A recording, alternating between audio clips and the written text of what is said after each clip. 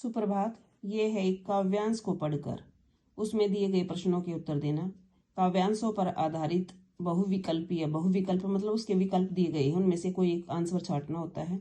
निम्नलिखित पठित काव्यांशों पर आधारित बहुविकल्पीय प्रश्नों के लिए सही विकल्प का चयन करें।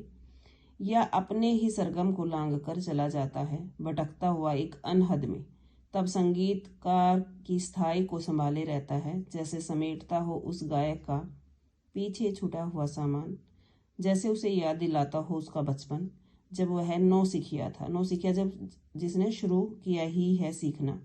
तार सप्तक में बैठने लगता है जब उसका गला, प्रेरणा साथ छोड़ती हुई उत्साह अस्त होता हुआ, आवाज से राख जैसा कुछ गिरता हुआ, तभी मुख्य गायक को ढांढस बधाता कहीं से चला आता है संगीतकार का स्वर।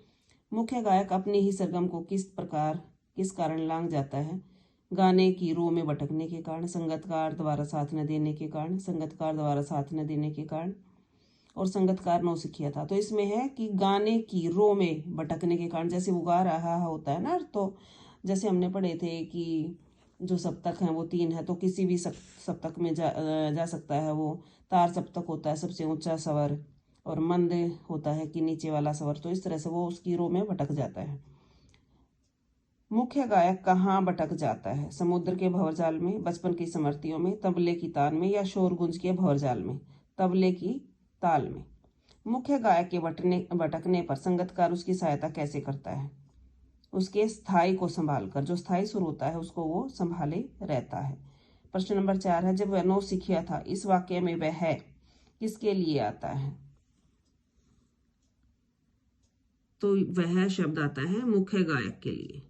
तार सप्तक में जब बैठने लगता है उसका गला, यहाँ तार सप्तक से अभिप्राय है शुद्ध स्वर, धीमा स्वर, दोगुना स्वर, ऊंचा, दोगुना ऊंचा स्वर, या शुद्ध स्वर। तो शुद्ध स्वर के लिए यहाँ आएगा। तो ये था हमारा एक हमने पठित काव्यांश देखा है। धन्यवाद।